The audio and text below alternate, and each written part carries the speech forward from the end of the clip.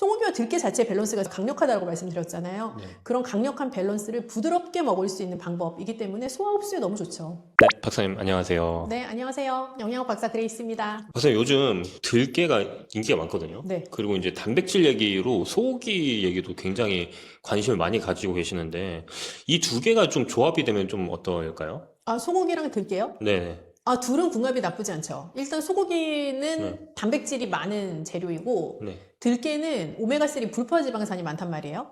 물론 소고기만도 사실 굉장히 영양 밀도가 높고 영양가가 좋은 식재료인 거는 맞아요. 그런데 소고기에 있는 기름은 포화지방, 들깨는 불포화지방산이 많으니 둘이 딱 합쳐지면 아주 맛의 보완뿐만 아니라 영양소 밸런스가 좋죠. 사실 강력한 것 같은데요? 그 이 두 개랑 같이 조합되는 포화지방산과 불포화지방산이라고 네. 말씀을 해주셨는데 그거 말고도 좀 소고기에는 좀 단백질이 좀 많이 있잖아요. 네네네. 뭐 적정량의 단백질을 이제 꾸준히 드시라라는 지침을 몇 번 드렸었는데 그럴 때 쓰기 딱 좋은 재료가 이제 소고기죠. 근데 다만 기름기가 적은 부위를 선택하시는 게 중요하죠. 소고기 기름은 포화지방이 많으니까요. 그래서 기름기가 적은 살코기 소고기를 선택을 하셔서 드시면 굉장히 양질의 단백질로 드실 수 있고 무엇보다 소고기에는 철분 함량이 높아요. 그래서 빈혈이 있기가 쉬운 어르신들한테도 소고기는 단백질도 채워주고 철분도 채워줄 수 있는 또 빈혈도 예방해줄 수 있는 그런 좋은 재료죠. 기름기가 적은 살코기 부위는 어떤 부위가 있을까요? 안심? 안심. 네. 그러면은 이런 소고기가 이제 단백질, 근육 이런 쪽에 도움이 된다고 했는데 네. 어르신들 같은 경우는 하체 근육이 급격하게 빠지잖아요. 나이가 그럴 수 들면 있죠. 들수록 네. 하체 근육을 지키는데 좀 더 도움이 될 수 있을까요? 뭐 하체 근육으로 먹은 소고기가 다 간다 말씀 못 드리고요. 네. 우리가 특정 부위의 근육은 운동을 해서 키워야죠. 근데 이제 다만 단백질을 양질로 잘 드시는 거는 운동과 함께 굉장히 중요한 이제 근육 건강에 중요한 요소이기 때문에 흡수율도 좋은 단백질로 소고기는 아주 좋은 식재료예요.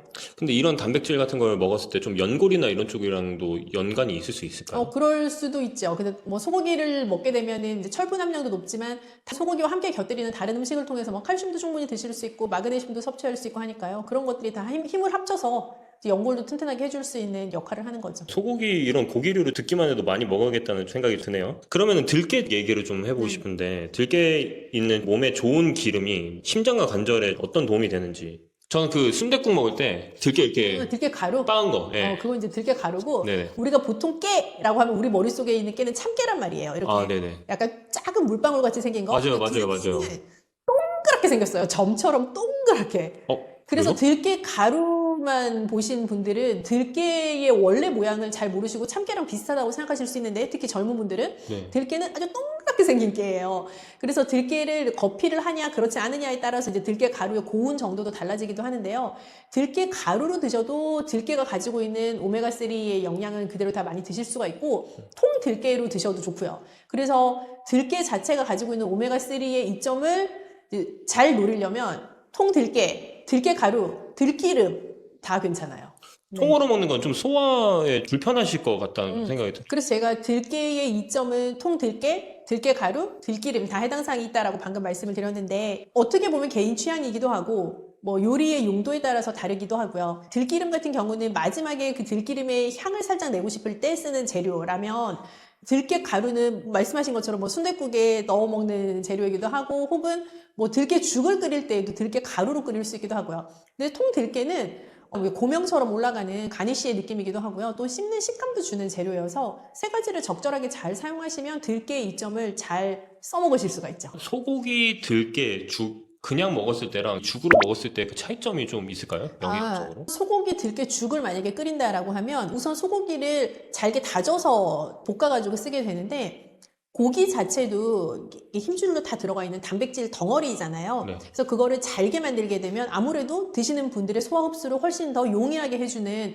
조금 더 쉬워지는 재료가 되는 거죠. 내 몸 입장에서는 단백질을 더 잘 받아들일 수 있는 재료가 되고 그걸 가지고 좀 볶다가 이렇게 푹 우려낸 국물 육수에다가 죽을 끓이는 거니까 소고기의 영양소를 충분히 다 섭취할 수 있다는 장점이 있고요. 들깨 가루를 같이 넣어서 죽을 쓰든 아니면 통 들깨를 이용을 하시든 소고기와 들깨 자체 밸런스가 제가 아까 강력하다고 말씀드렸잖아요. 네. 그런 강력한 밸런스를 부드럽게 먹을 수 있는 방법이기 때문에 소화 흡수에 너무 좋죠. 들은 걸로 봤을 때는 소고기죽 할 때는 소고기를 좀 이렇게 잘게 썰어서 하신다고 했는데 거의 다진다시피 해야죠. 다지다시피 네. 그런 방법 외에도 좀 이 소고기 들깨죽을 만들었을 때 맛있고 좀 영양가 있게 만들어 먹을 수 있는 방법이 있을까요? 우선 우리가 소고기 국을 끓인다고 가정하면 이 소고기를 어떻게 맛있게 육수를 내느냐가 중요하잖아요. 소고기 들깨죽도 결국에는 비슷한데 잘게 다진 소고기를 뭐 참기름도 좋고요. 근데 살짝 이렇게 볶아서 겉면을 볶고 나면 고기가 안에 육즙이 탁 생기잖아요.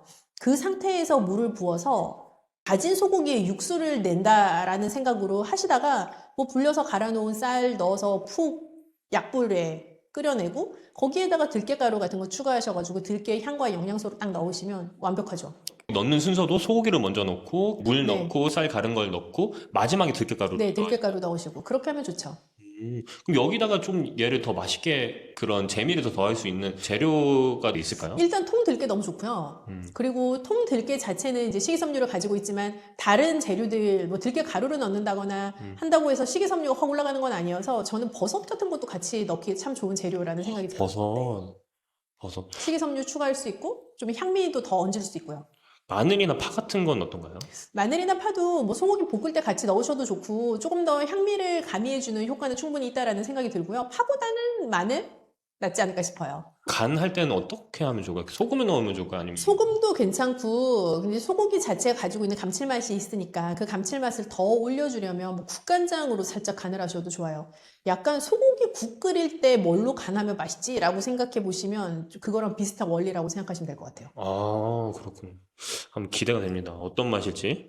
그럼 소고기 들깨죽을 먹을 때 하루에 적정량이나 좀 주의할 점이 있으면 좀 설명해 주시면 좋을 것 같아요.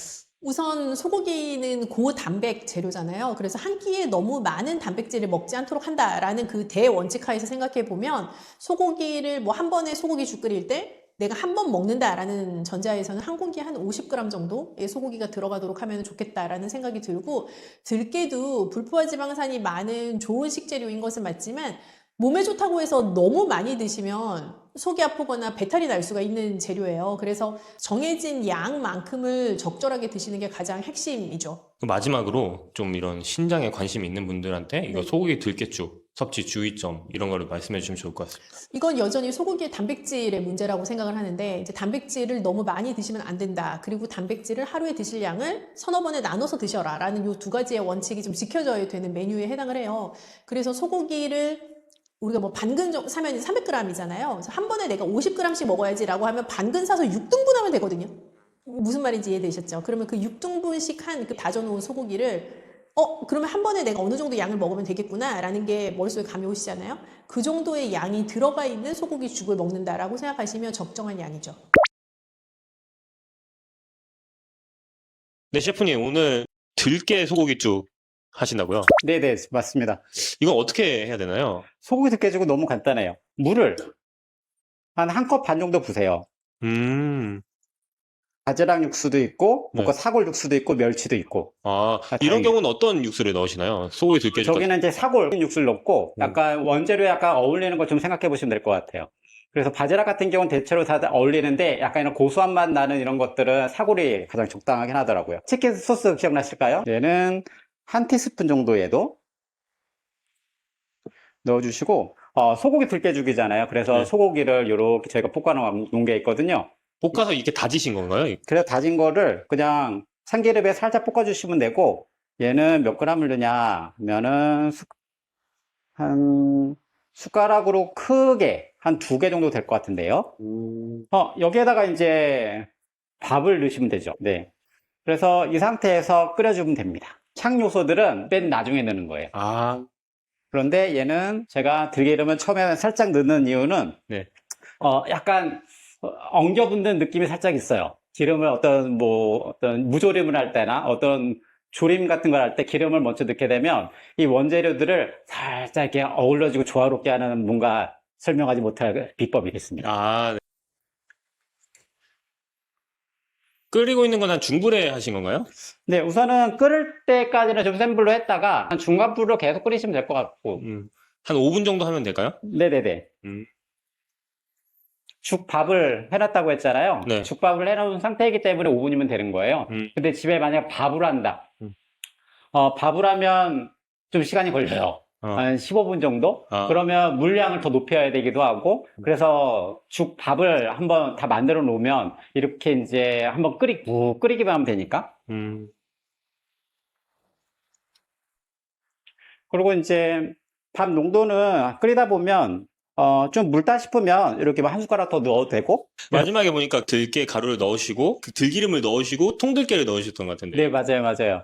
저희가 이제 들기름, 향미에 대한 것들은 맨 나중에 넣는 게 가장 좋거든요. 이게 조리를 하다 보면 향은 다 날아가요. 그래서 이제 아까 들기름을 제가 1차에 잠깐 넣었던 것들은 죽에 대한 조화로운 어우러짐을 넣은 거고, 마지막의 향은 드실 때 이제 고소한 향미가 일어나서 뭔가 식욕과 감칠맛에 대한 것도 더 올라올 수 있게 넣은 거고, 그리고 이제 통들깨, 얘는 살짝 씹히는 것도 있기도 하고, 고명이거든요. 근데 고명이라는 것들은 이게 어떤 의미가 있냐면 이 음식이 당신을 위해 준비된 음식이라는 걸 뜻하는 거예요.